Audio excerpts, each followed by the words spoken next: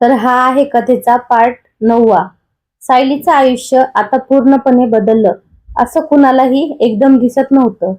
बाहेरून पाहिलं तर सगळं पूर्वीसारखंच वाटायचं. ती सकाळी उठायची, स्वयंपाक करायची, घर आवरायची, सासू नंदेच्या गरजा पाहायची. पण या सगळ्या कामाच्या मागे असलेली सायली आता वेगळी होती. आधी ती काम करताना स्वतःला विसरायची. आता ती काम करत होती पण स्वतःला हरवत नाही. तिच्या मनात सतत एक विचार असायचा, मी कोणासाठी तरी नाही, मी स्वतःसाठीही आहे. हा विचार आधी तिला घाबरवायचा, आता तोच विचार तिला ताकद देत होता. नचिकेतला हे सगळं हळूहळू जाणवत होतं. आधी त्याला वाटायचं की बायको गप्प आहे म्हणजे सगळं ठीक आहे. घरात भांडण नाही, आवाज नाही, म्हणजे संसार सुखाचा आहे. पण आता त्याला दिसत होतं की गप्पपणा आणि शांतता यात फरक असतो. सायली आधी गप्प होती, आता ती शांत होती. त्या शांततेत आत्मविश्वास होता. एक दिवस सकाळी चहा करताना सायलीने सहजपणे सांगितलं, आज मला थोडा उशीर होईल, माझा ऑनलाईन क्लास आहे. नचिकेत क्षणभर थांबला. आधी अशा गोष्टी सांगण्याची तिला भीती वाटायची. आज तिच्या आवाजात अजिबात संकोच नव्हता. ठीक आहे, तो म्हणाला. त्याला स्वतःलाच आश्चर्य वाटलं की हे शब्द त्याच्या तोंडून किती सहज बाहेर आले. ऑनलाईन कोर्स सुरू झाल्यानंतर सायलीचा दिवस अधिक थकवणारा झाला होता. दिवसभर घराचं काम आणि रात्री अभ्यास, कधी कधी डोळे मिटायला लागायचे. पण तरीही ती अभ्यास बंद करत नव्हती. कारण आता तिला माहित होतं, हा थकवा स्वतःसाठी आहे, हा त्रास तिच्या स्वप्नासाठी आहे. पहिल्या आठवड्यात तिला खूप अडचणी आल्या. काही विषय समजत नव्हते. इंग्रजी शब्द वाचताना ती अडखळायची. नोट्स लिहिताना हात दुखायचा. एका रात्री तर तिला वाटलं, आपण हे करूच शकणार नाही. तिने पुस्तक बंद केलं आणि उशीवर डोकं ठेवलं. डोळ्यात पाणी आलं, पण ते पाणी निराशेचं नव्हतं, ते पाणी तिच्या आतल्या भीतीचं होतं.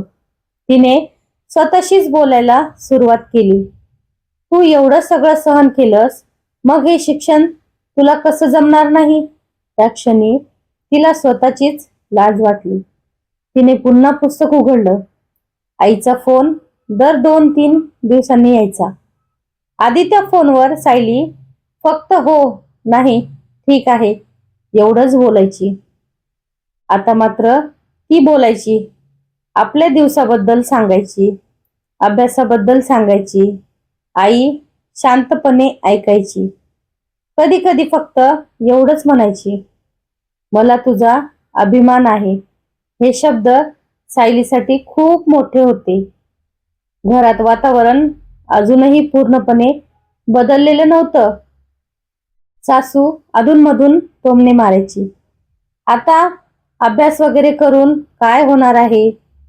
आधी असे शब्द ऐकले की सायलीचं मन कोसळायचं. आता ती शांतपणे म्हणायची, माझ्यासाठी महत्वाचं आहे, आणि पुढचं बोलणं टाळायची. नंदेचे टोमणे अजूनही थांबले नव्हते, पण त्या टोमण्यांना उत्तर द्यावं असं तिला वाटलंच नव्हतं. कारण आता तिला माहित होतं, प्रत्येक प्रश्नाचं उत्तर शब्दांनीच द्यायचं नसतं. काही उत्तर आपल्याला बदलाने द्यायची असतात. नचिकेतच्या मनात मात्र वेगळीच चलबिचल सुरू होती. त्याला जाणवतं होतं की तो बायकोला नीट समजून घेत नव्हता. त्याने कधीच तिला थांबवलं नव्हतं, पण कधीच तिच्यासोबत उभाही राहिला नव्हता. ही जाणीव त्याला अस्वस्थ करत होती. एक रात्री तो उशिरा घरी आला. सायली अभ्यास करत बसली होती. टेबलावर वही, पुस्तक, मोबाईल सगळं मांडलेलं होतं. त्याने तिला असं पाहिलं आणि मनात काहीतरी हल्लं. तू रोज एवढा अभ्यास करतेस? त्याने विचारलं. हो, सायलीने शांतपणे उत्तर दिलं. थकतेस नाहीस? ती हसली. थकते, पण समाधानही मिळतं. त्या उत्तरात कोणतीही तक्रार नव्हती, फक्त एक स्वीकार होता. नचिकेत काही बोलला नाही, पण त्या रात्री तो बराच वेळ जागाच होता. सायलीचा कोर्स पुढे सरकत होता. छोटे छोटे टेस्ट, असाइनमेंट्स येऊ लागल्या.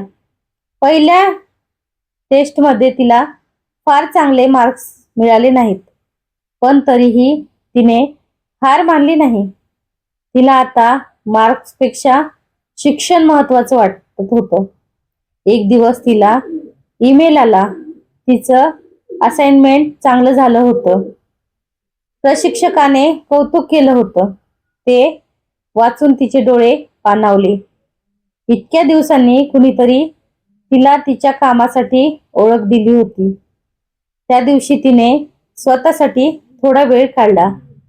संध्याकाळी गच्चीत उभी राहून तिने आकाशाकडे पाहिलं.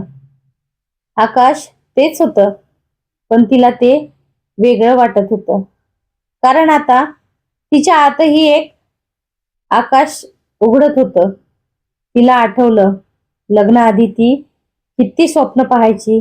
लग्नानंतर ती स्वप्न हळूहळू लहान होत गेली. काही तर संपलीच होती.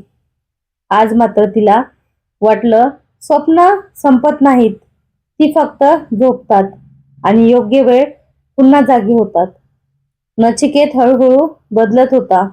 तो अजूनही परिपूर्ण नव्हता, पण तो प्रयत्न करत होता. कधी कधी सासूने काही जास्त बोललं तर तो गप्प बसत नव्हता. कधी सायली थकलेली दिसली तर तो विचारायचा. हे छोटे बदल होते, पण सायलीसाठी महत्वाचे होते. ती अजूनही त्या घरात होती, अजूनही जबाबदाऱ्या होत्या, पण आता ती एकटी नव्हती. सर्वात महत्वाचं म्हणजे ती स्वतःसोबत होती. तिला माहित होतं, हा प्रवास अजून खूप लांब आहे. अजून संघर्ष येणार आहेत, अजून परीक्षा आहेत, पण आता तिला भीती वाटत नव्हती. कारण तिने स्वतःला शोधायला सुरुवात केली होती. भाग 9 इथे संपतो, पण सायलीचा प्रवास इथे थांबत नाही. कारण एकदा स्त्रीने स्वतःसाठी उभं राहायचं ठरवलं की तिच्या आयुष्याचं आकाश कायमचं उघडलेलं राहतं. तर कशी वाटली कथा नक्कीच कमेंट करून